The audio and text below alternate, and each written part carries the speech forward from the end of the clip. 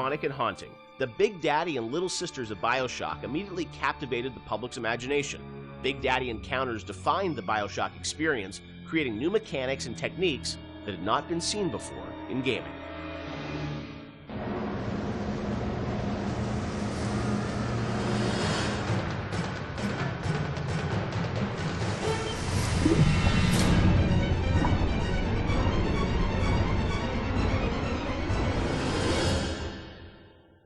So Big Daddy, Little Sister, such an iconic moment or series of moments in this game. I'm fascinated about how that got layered in, because we talked a lot about the setting and the tone. That is still, to me, a mechanic that I remember was very unique about, choosing to engage the Big Daddy and being a fight that is going to be very aggressive and different than a traditional boss fight. I know you had an idea, Ken, of sort of 3 different types of AIs interacting in the same world.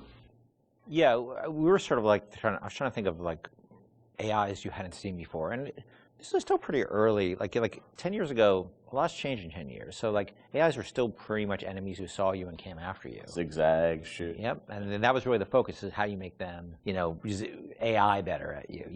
So I started thinking about, are there more primal behaviors to think about? And I was watching a nature show one day, these typical nature shows, and it's like observe the mother tiger taking care of her young, one of those kind of things. And I realized that we don't even need a narrator on those shows. We understand certain behaviors just by looking at them. They're very primal, like somebody protecting their young, the predator-prey behavior. Those things were you don't need dialogue for that. And AIs at that point, we didn't have the ability to do a lot of sort of, smart AI. Yeah. So I said, what if their behaviors are just very primal, and we can model those behaviors? So aggro rules is something we knew we could model, right? How is an AI aggro on you? What are the rules for that? Could they make a aggression display rather than just attack?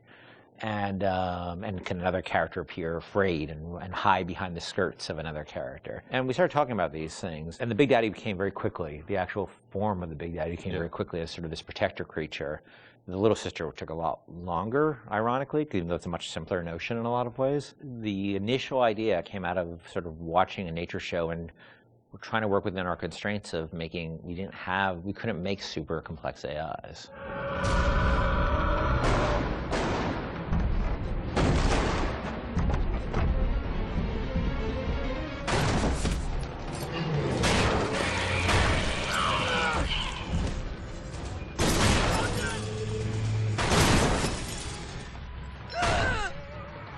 That's the Big Daddy. She got it on him. He keeps her safe.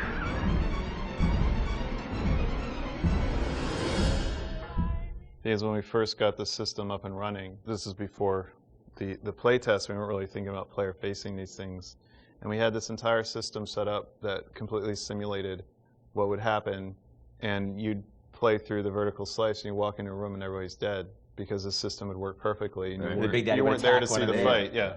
And we track they weren't called Little Sisters at the time, but we track how much they were harvesting, and it was all like a Command and Conquer level simulation. Yeah. And players didn't care or notice. Yep. And so we just abandoned all that stuff. Yeah, so that took us a step towards, how do we present this to the player, then how do we make the gatherers, which we called them at the time before Little Sister design came on, like how do we make them empathetic towards the player? How do we make the player want to engage with that? Because at the time they were just slugs. Right. So which is a horrible design. Originally were slugs, right? Yeah. Not actually. Which is a horrible design in so many ways, because you don't care about slugs, right. And they're also on the ground, so you don't see them. They're not like at eye level, and they're dark. So but you still have the trailer had like the same, or not the trailer, the demo, or prototype we did. So had the Big Daddy sort of like interacting with the little slug. Yeah. And slugs crawl around the Big Daddy? Or no, it's this awful little mesh. Right. Yeah. It's like a little beetle, sort of. Uh-huh. Yeah. It was terrible. Yeah. And they were protecting. And they had protecting the beetles. The beetles? What? And the Big Daddies had 2 drills. They didn't have a hand, so there's no way they could It's just fascinating because like the Little Sister, it's like there's such humanity in it, which you really connect with. Which seems like you would think that would be the obvious thing. Yeah. We're not very smart. The idea of sort of choosing to engage the Big Daddy. I mean, when I was first time I played the game, that was always profound to me, because you sort of sit there and like, am I ready for this? And your choice to sort of like, the kind of opposite of stealth, like when you want to be discovered. Was that always the mechanic with the Big Daddy? Yeah, that was, the idea was that they would have very particular rules about engaging with you that were entirely dependent on how you, the threat level towards, not them, towards their creature they were protecting. Yeah, that was set, and then as you worked through it, I'm sure there were conversations about how difficult do we make these fights and sort of the balancing of that, and even, you know, with the game, you don't start off with a Big Daddy fight. It's a little ways into the game until you actually get to that. So that was sure debated. You actually encounter the notion of Big Daddy and Little Sister many times before you actually are freed into an arena where you can actually fight them. You see them sneaking out, pipes. You see them. You see them walking down a hall. You see the first time you see Little Sister, she's harvesting, and then you see the Big Daddy come and protect her. And we realized it was 4 or 5 sequences we had to do to set the stage for these characters. And look, we were hoping they'd be iconic and people would respond to the way they did, because we certainly spent energy on them with the expectation that they'd have an impact that we really just as easily could have turned out that nobody cared. I think the actual very first time, and not a lot of people see it, there's a Little Sister in the vent in Kashmir restaurant. That if you're looking in the right direction at the right time, you'll see her looking at you, and then she'll disappear into the vent. Just the eyes. No, it's the actual mesh. Is it the mesh? Because it was easier to do that right. than new eyes, but yeah.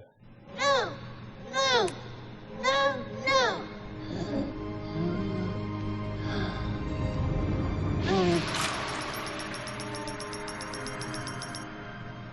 Thank you. The path of the righteous is not always easy. The thing as you play through the game, you know, I think the moments with those sort of encounters certainly stand out to the player. For you guys, as you were developing it, was there a debate about how often to sort of have those encounters? Like, you know, like how many Big Daddies would there be? How would that play out? I mean, was that something that sort of changed as you? No, I think we decided there would be 3. I think it was 3 per level. So 3 and 2 in smaller levels. We did have a third Big Daddy that was mostly finished, but we couldn't make it fun. Like that last 10% of an AI is always like, where's the fun? Like, how do you really make it fun? I think they put it into BioShock 2, didn't they? They might have, yeah. They might have, I don't know. But, you know, it was fully rigged, fully animated, but we just didn't have the time we needed to really, really polish it, so we ended up shipping with the Bouncer and Rosie. Hunting the Big Daddy, that demo was a huge moment, I think, in the game's kind of marketing campaign. And that really, I think, you know, sold the tension of that battle. When you showed that, did the entire game feel like that, or was that really more of just like a vertical slice of what you wanted the game to feel like? That, at that point, was more what we wanted to feel like, because the Big Daddy had a lot of problems at that point. But we were confident we could do that. Like, we wanted to make sure that was an experience we could deliver on. And it was like it functioned, but it would do really weird things. Like, it had this tendency at the time to, if you did the wrong thing, that it would turn into basically a super ball and start like a tiny little super ball. The Big Daddy would go, turn to a super ball and start bouncing off the ceiling and walls like a million miles an hour. Do you remember why you did that, or what was going on? I'm sure it was some physics bug that we were, And so that actually happened. Sometimes we were doing the demo, and Geoff Falstick, who was the guy running the demo with me in Barcelona, was very good at making sure that he turned away from the Big Daddy. Like, oh yeah, I guess we killed the Big Daddy. He must be dying over there. But so all things were functional, but they weren't really. They didn't have all their bells and whistles on yet. It was really good for us because it sort of gave us some confidence that people would respond to just the notion of, you know, watching Little Sister and biding your time and choosing your moment. Well, it gave us confidence, but also gave us a tool that the development team as a whole could gather around and say, we want to make it like this. Like, yes, a lot of elements in that demo were scripted, but they provided a framework for us to go back and how do we make that so it's not scripted? How do we make this robust enough so that the player can actually use these systems? Yep. So it was something that we could point to and say, you know, all right, how are we going to do this? Like, let's break it down and let's figure it out. And that was like in September, and actually the game was done in February, March, so we weren't that far off. Yeah. A lot went into it in those final months. But it was a big confidence boost for us because we thought it was the most important thing about the game, besides the world, was this sort of Big Daddy, Little Sister concept. And if people didn't care about it, it would have been a problem for us because we spent a lot of time on it.